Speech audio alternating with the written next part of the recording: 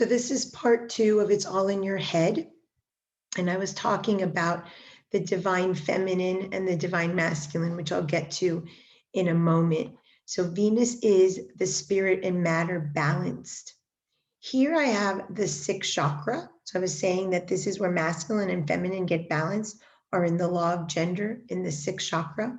This is the only time that you can actually birth something that's in balance, that's going to become a legacy, that's going to withstand the test of time. This is also your kingdom. Told you before that this in the sixth chakra is called the void. This is actually your kingdom where you're supposed to dethrone mom and dad. If you are constantly being attached to thoughts, emotions, desires that are all rooted in the moment of conception, that are all linked to mom and dad, and remember, every person, place, thing, or situation is mom and dad, then all of this nonsense happening doesn't give you time and space for your soul to be directed and come to do your work. It's caught up with everything linked to mom and dad, that impure thought, the moment of conception, their shadow, their desires. So in the chakras, the 2 lotus petal, the right side is the sun, that's for dad, and on the left side is the moon for mom. There is a place, as Bert Hellinger said, your parents gave you life and that's enough. Your parents gave you thoughts. Your parents gave you a body. Your parents gave you a level of consciousness. They gave you your values, which is super important. So there's an absolute place for them. In astrology, obviously the sun and the moon are primary luminaries that we look at when we do a chart, but the ascendant is dethroning parents, raising consciousness from the descendant, that's the shadow aspect, all of this in the sixth or the seventh house cusp, sorry. So there is a place for mom and dad, but it's not on your throne. So these are the lotus petals from the sixth chakra diagrams.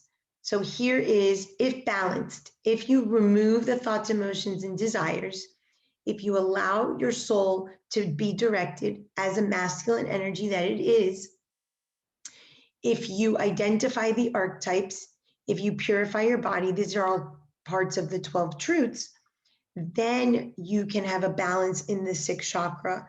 This is where you identify your God as form. There's no form to the transcendent. There's no form to this circle, to this universal energy. Here we indicate it as Uranus, another form. Jesus, Buddha, another form. Because humans, like I said before, cannot grasp the magnitude and the vastness of the universe and the principle of mentalism. And we really don't recognize how much agency we have in changing the perception, the form of what our world looks like. Because it's just an illusion that this is happening. And we get to change that, but only in balance, only as we are balanced. So here's some comments about that. So I just want to reiterate. The universe is preconception. This is where we come from, sort of the circle of the void, that you're a child of no one, that you are the universe is within you. In there, at the moment of conception, you get an impure thought from your parents, low vibration thought that is materialized. That's a very important word. We're going to talk more about that in terms of the toxic masculinity and the divine feminine. It becomes the thoughts, emotions, and desires that you spend your whole life sort of fighting or neglecting or going 0 to 100 to pretend don't exist. It's ruled by Mercury because he wears winged sandals that takes you to the upper world and the lower world. So you're constantly in the upper world of the rescuer, ruled by Zeus, waiting for God or some entity from the upper world to rescue you, or creating nonsense from the perpetrator in the lower world so that you have a right to dethrone yourself here as the victim and actually live here and now. And this is important with the Venus archetype. So we've got the sun, the moon, just going up the spiritual adulting map. Then we've got Mercury. Then we've got Mars. Mars is the ego and the personality when it is not in the soul's purpose, directed will, cleaned off of thoughts, emotion, desires, the honey, and the mass consciousness. So this is what we are calling toxic masculinity. This is in everybody, not just men. The universe, the form in our world was shown as men. And of course, the abuse that happened, no one denies the earthly level and the earthly consciousness, but it's a byproduct of all of us seeking validation and using our ego, our material, our sexual, or intellectual means to achieve validation and attempt to achieve self-love. You can't achieve self-love via that manner. So it's the imbalance of the masculine within as the ego and the personality that was manifested via the law of correspondence externally. So after Mars, we have Venus. Venus is the counterpart, and we'll see more of that in a bit, to masculine is the feminine. Venus is the be here now. It's the circle of spirit with the cross of matter. We must live in both consciousness, the spiritual consciousness of the circle and the earthly consciousness of the body. This is why both Buddha and Jesus talked about love and compassion. It is Aphrodite Urania. Urania comes from Uranus, which is the universal love, the fourth chakra, agape love. It's through the divine feminine that we heal the toxic masculine balance inside. It's in your head. It is in your life. It's in your body that creates your world. When you balance your need for ego and you need for validation to get someone else to meet your needs, then Aphrodite Urania compare up with the soul, the divine will, which is the divine masculine. The toxic masculine is when the soul is covered in honey, and it's not directed, it's directed incorrectly because it's seeking an ego function, not a soul function. The Venus counterpart to the toxic masculine is the toxic feminine, just as much. And that's what we have in our country, where it's all about matter and image and seducing and makeup and social media. And all those things are important. That's part of the earthly world. Here it is. It's the cross of matter. But we've forgotten the spirit. We've forgotten the fact that we're 50% or 48 to 52%, as I like to call it, of spirit that balances the matter. So we indeed have had toxic masculinity and toxic femininity. They go hand in hand. It's the law of gender, the principle of gender. So now what we're moving into in the age of Aquarius is seeking the divine masculine counterpart to the divine feminine. The divine masculine and the divine feminine are in fourth chakra. The toxic masculine and the toxic feminine are in the second chakra. You need the second chakra. It's money, it's sex, it's birthing children. It is a creation space, but it's not rooted in divine love. It's not rooted in divine balance. That is the impurity. And we have to recognize our lower nature. We have to recognize our impurities. We were never going to have this body that is purified. It's impossible. The whole purpose of the body is to be a channel for the spirit and basically poop out emotion, thought, desire through whatever your form looks like, not to mention the GI to poop out the garbage of the food. So it can't be pure. That's part of truth 6, the truth of purification, that we start taking care of our body. So that's Mars. After Mars, we have Venus. Venus, as I said, is the feminine. After Venus, we have Jupiter. Jupiter is in the archetypes, the rescuer. This is where a lot of us get stuck.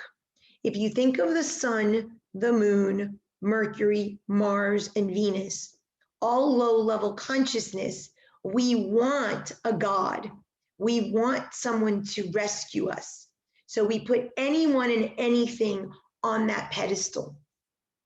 And I'm going to be teaching about Jupiter next month.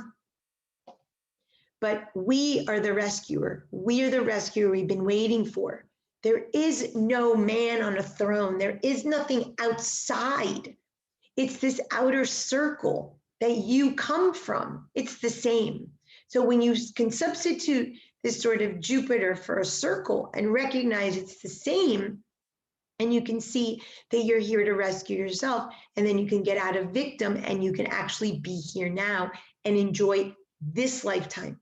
There isn't an afterlife that you're getting rewarded. All you do is go back to the universal energy.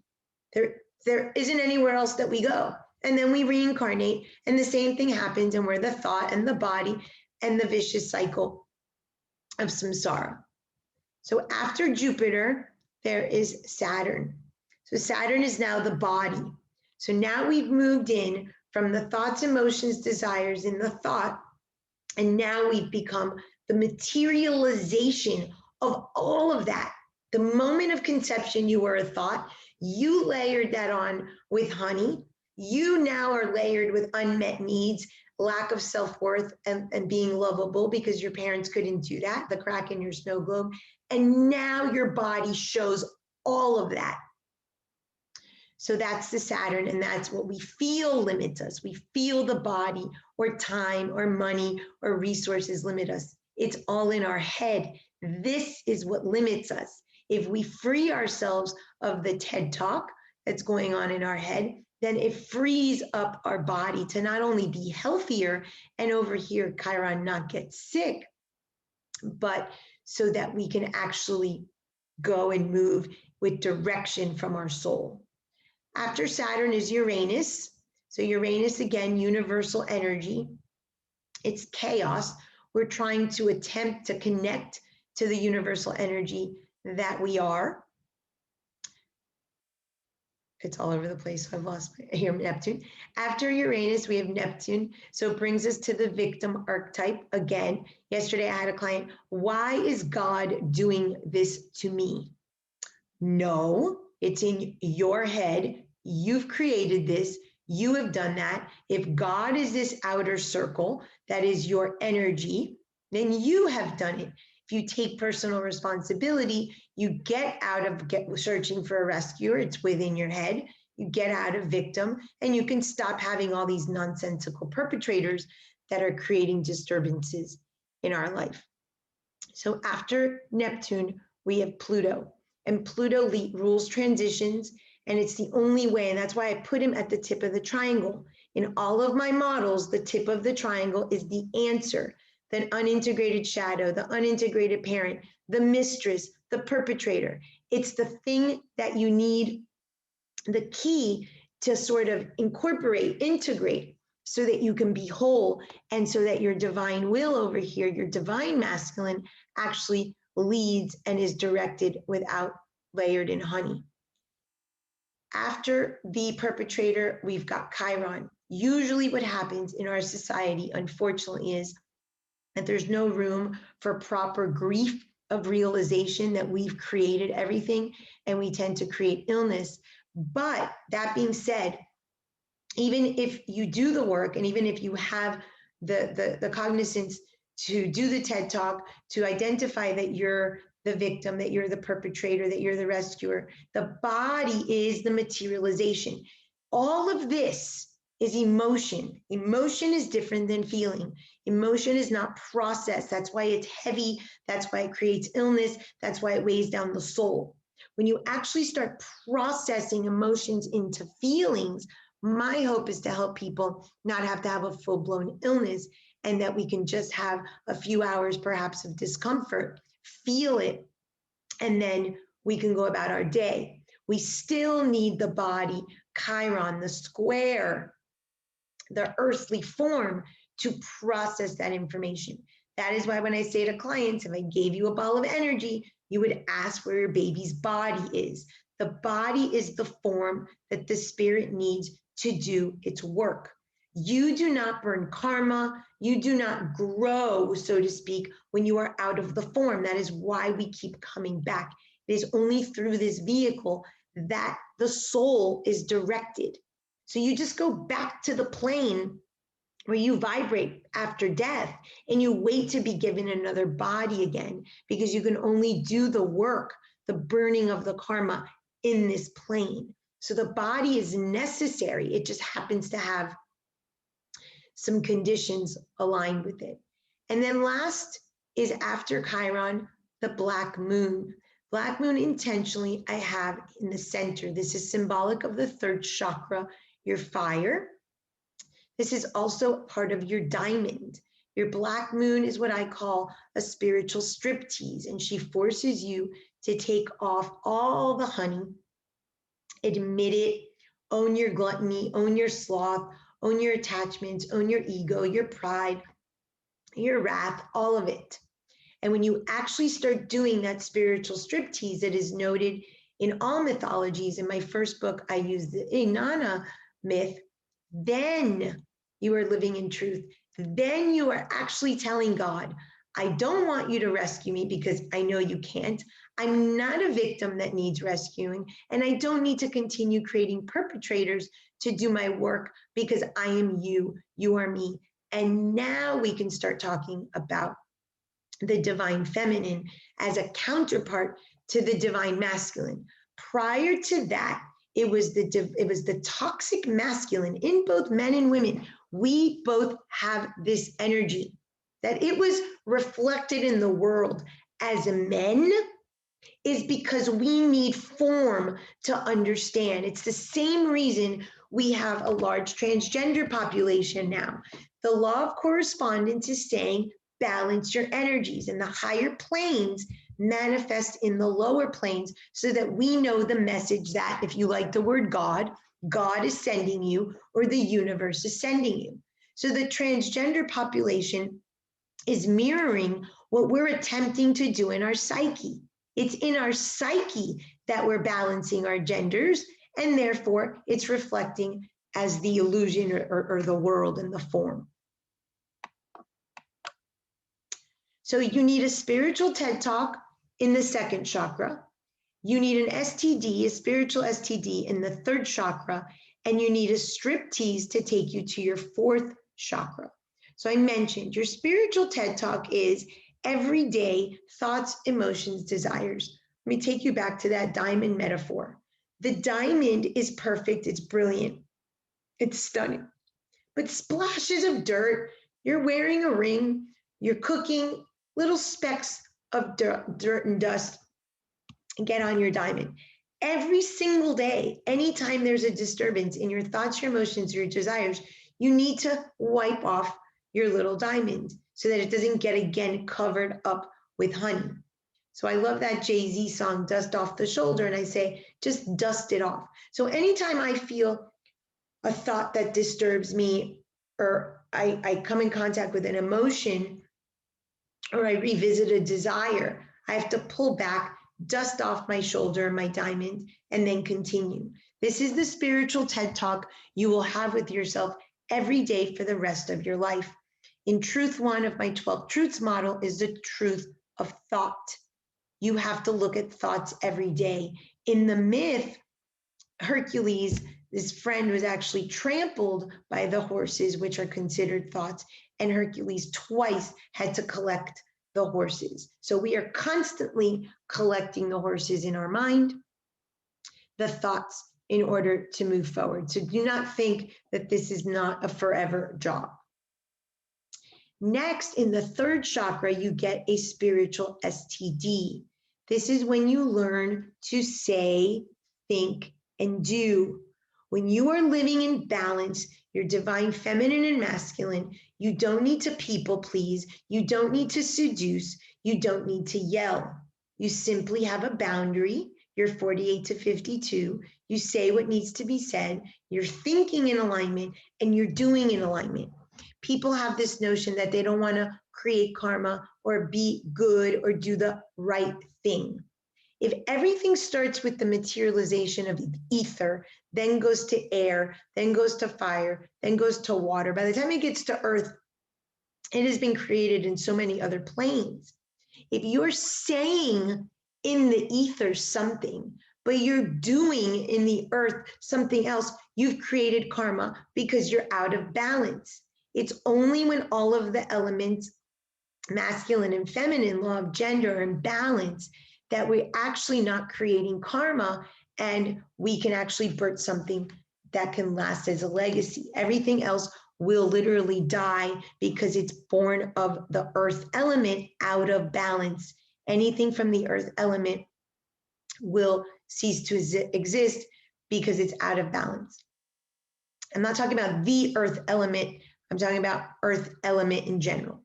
That the number 4 and the square symbolizes is death.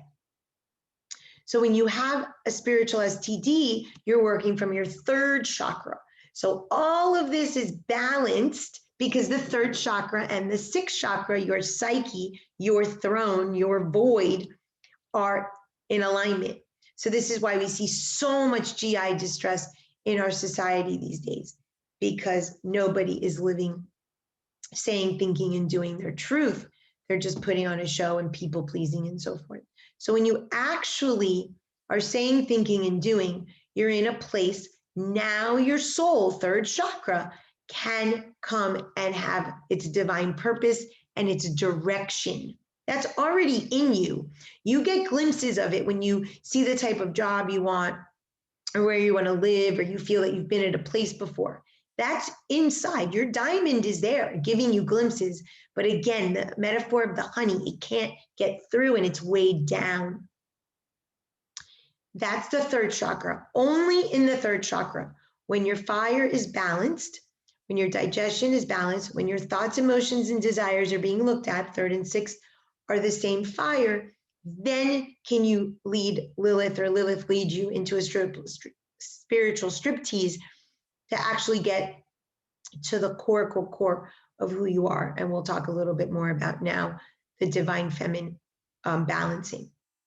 So here's the 3rd chakra, fire element: digest and metabolize your TED Talk. When a thought comes up, when an emotion comes up, when a desire comes up, seamlessly through your body. You might have a headache, your nail might break, there might be some physical discomfort, very minor compared to when you're living as a glutton with your thoughts, emotions, and desires, and you get sick.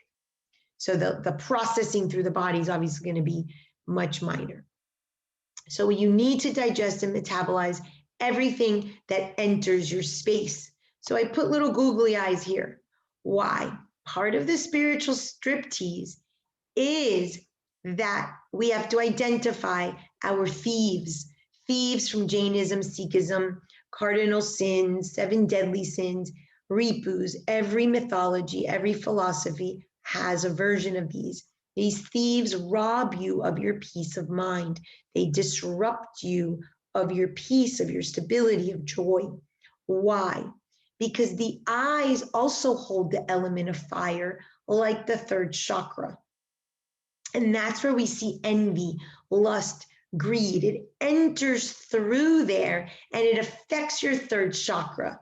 It affects your self-worth. It affects your balance. So the 3rd and the 6th are always connected. That's why the 6th truth is the truth of purification. So in the 1st, you're always purifying thought, emotion, and desire. And in the 6th, you're always purifying the body. And that's where Ayurveda, for instance, is a perfect mind, body, spirit philosophy and practice, because they're constantly looking at both. And we have to always be looking at the connection to both, because everything in the psyche, all of this in your head, will be channeled through Saturn and Chiron in the body. So we waste our 3rd chakra fire when we're looking at others and we want to covet and we're greedy and we're lustful. So that's part of who we are. It's part of having an earthly body. Here it is on the form, the bottom of the Venus glyph. It's just about looking at it, questioning what it is. What is our unmet need? Why are we feeling this way? Just doing the questions in the 7 gates, and then we can process that pretty quickly. So here I have Lilith. So Lilith is the black moon. She's the spiritual striptease. She's the one that everyone in mythology was trying to hide, or the Christian church was trying to hide Mary Magdalene and slapped a Virgin Mary purification on our psyche. And that is absolutely Incorrect. We do need, via Chiron, a Virgin Mary, a purification of our body, keep it clean, have good hygiene, eat well, exercise. That's understood, but not in the virginal sense, the way that they ruined us. So the divine feminine is linked to Black Moon Lilith and Venus. So let me explain. Lilith is the only way to balance the masculine and the feminine. So in my Hieros Gamos, Mystical Marriage, Truth is in the Triangle for couples, I talk about creating non-negotiables and threads and unmet needs. In reality, the only unmet need that anyone in this world can fulfill for you is sex. That's it. So at the low vibration, Lilith represents sex. So that's why we have sexual practices around the world that are written as spiritual sexuality texts, because they're saying, get your needs met, only that need, which is sex. That's the low vibration of Lilith. You need a partner in only that area of your life to help you meet your needs. Other than that, it's all your responsibility. At a high vibration, she is the Hieros Gamos. She's what leads you to marriage with yourself. If you've ever seen the image of the Negredo in alchemy, it's a black vase with two bodies. She's the shadow aspect. She's the part of us that we tend to hide in the 0 to 100 swings, that we're not here, that we tend to call victim or even perpetrator, and we don't want to know and admit that it's us. So when we own our Black Moon Lilith, it's actually the liberator. She is the answer that you've been looking for. She indeed is the counterpart to the divine masculine as the divine feminine. However, it's through the Lilith glyph, through the Venus glyph, the Aphrodite Urania, that we understand it, because it's compassion and love and empathy. And only through your spiritual TED Talk, giving you a spiritual STD, leading to your spiritual striptease with Lilith. So basically getting naked, getting married to self, then and only then can you have an Aphrodite Urania, which is 4th chakra, 2nd, 3rd, 4th. That's agape love. I personally don't see that this exists. I'm hoping in the age of Aquarius that that's proved wrong. So toxic masculinity and divine feminine. If there's a toxic masculinity, there's a toxic femininity. And we've had toxic femininity where we've used our sexuality, we've used our Aphrodite pandemia, hence the name pandemia, a pandemic comes because the mishap of the law of gender, of all the mishmash, the imbalance had to be sort of strained out. It had to be just cleared off so that we can start a clean slate. So you yourself are the toxic masculine. When you use your ego, when you use your body, when you use whatever you use to get your needs met, unhealthy. That's the toxic masculine in your psyche. We learned as a society, both men and women, and then women went and castrated men in the psyche, because we, again, the feminine isn't of worth, the feminine isn't of worth. And we all became girl bosses and ran the world. And then what happened? So the toxic masculinity is linked with the toxic femininity, of which we have both.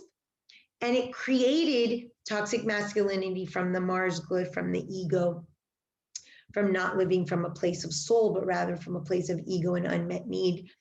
It created the world that we saw, that we are now trying to change and recover from. So it absolutely happened, but not in the way that we think, where it's external and we're not responsible. It all started in your head.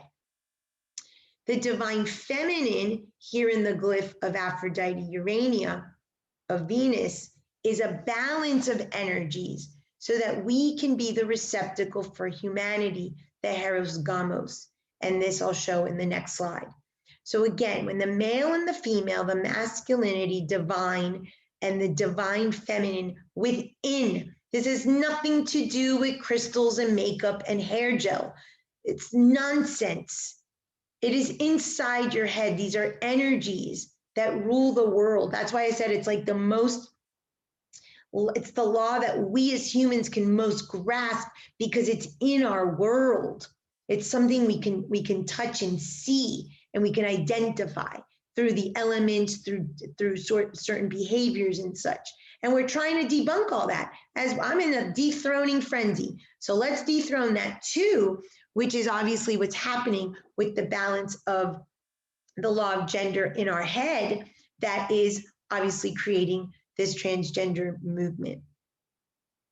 And I said, the eyes are what you see as a reflection of your psyche. So when you start seeing a more balanced world, when you start seeing more justice, or when you see injustice, or you see toxic masculinity, again, it's a reflection of what's happening in your psyche. That is indicating to you that your perpetrator is the toxic masculine, that your perpetrator is the feminine that's out of balance, the toxic feminine. And it's oftentimes, like I said, linked to those thieves that rob your peace of mind.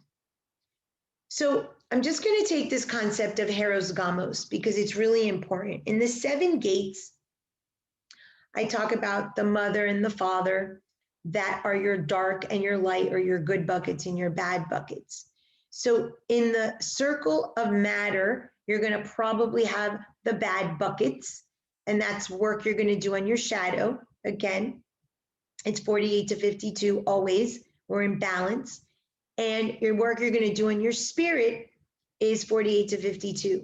But in the center, the overlapping circle, so this is marriage with self. This is the mystical marriage with self, was the origination of the concept of Heros Gamos. Then I'm going to take it to the couple, the family, and the world. But the overlap of the circles remind you there is thought and form that needs to be looked at. You always need the truth one, which is the truth of thought, and you always need to look at truth 6, the truth of purification of the body. These never end. This is forever. So I just want to note this little symbol here looks like a fish. It's a symbol of Christianity. The reason that the Christians slapped on a virgin, and it was linked to purification of the body. So it was just sold wrong because they didn't want us to have access to the divine feminine via Lilith, via the prostitute, via the spiritual striptease with ourselves. So if this is constantly being purified, TED Talk and the body, the spiritual STD and the spiritual striptease, then we are always sort of imbalance. It's always the male and the female, and we're always having a striptease. It's a constant reminder that there's always some dust or some honey to take off of our diamond. This is also a sacred geometry symbol called the Vesica Pisces. The first sacred geometry symbol is the circle. From there, everything is built. So Metatron's cube, the flower of life, all of the sacred geometry. When the first sacred geometry, which is one circle overlapping the other, called the Vesica Pisces, is why it's the era or the age of Pisces that Jesus brought in, is ruled by a fish because of the opening.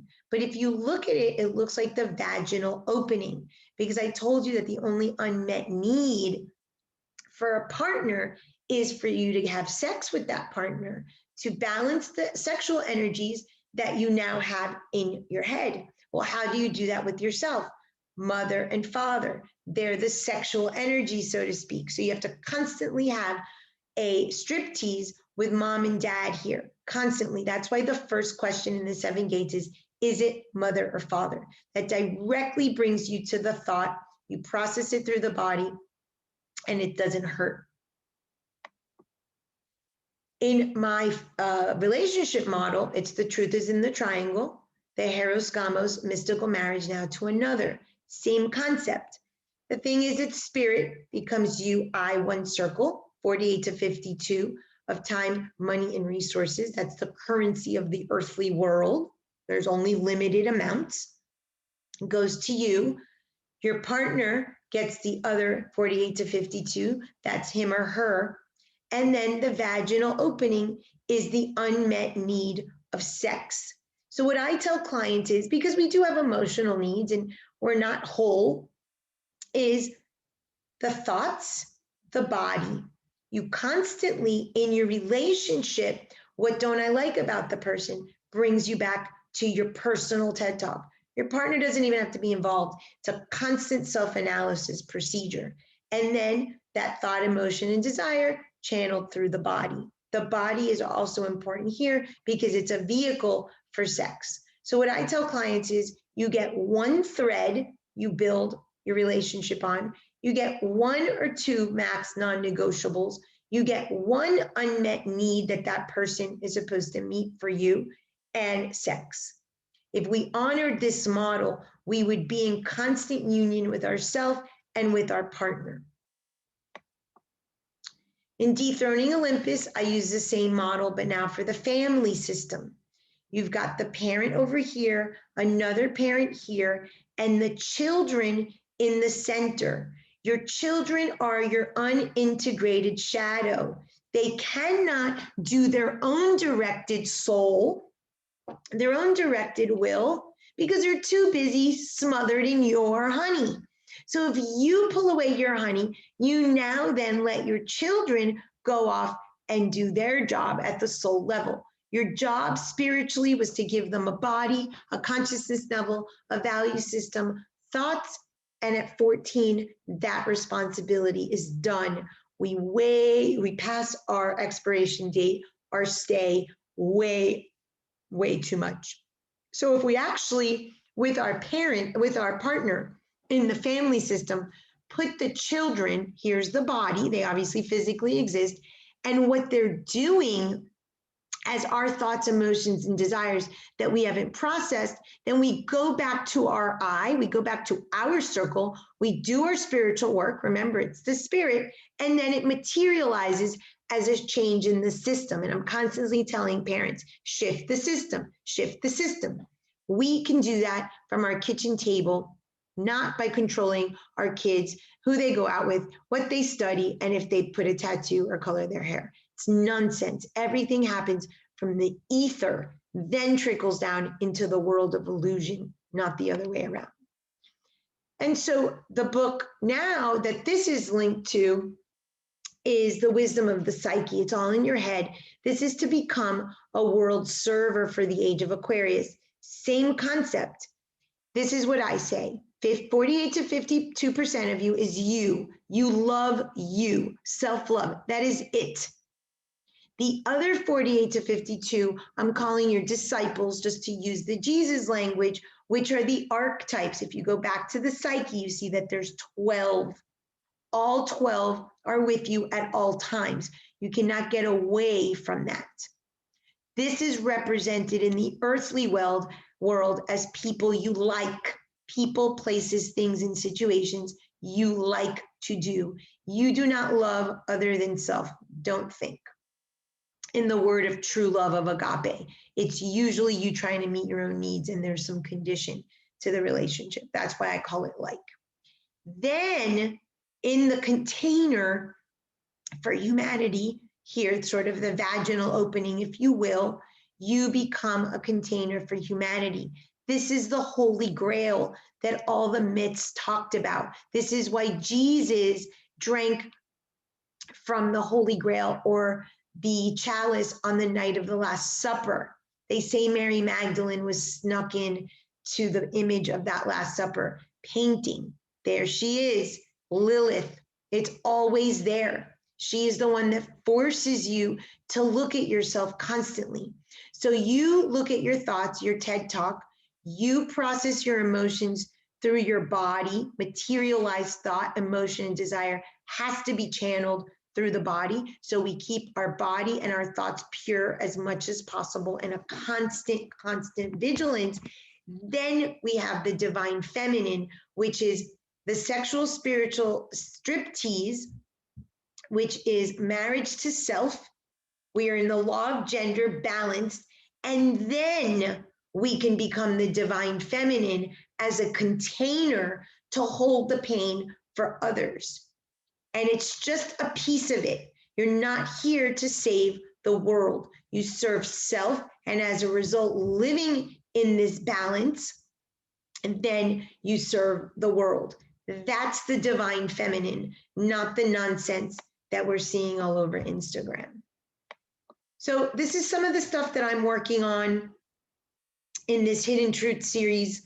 And I'm also offering the Certified Consciousness Coaching that's linked to all of this. It's a year-long program.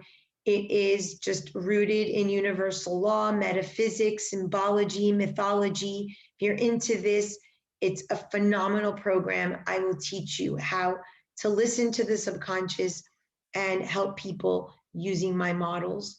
Thank you very much.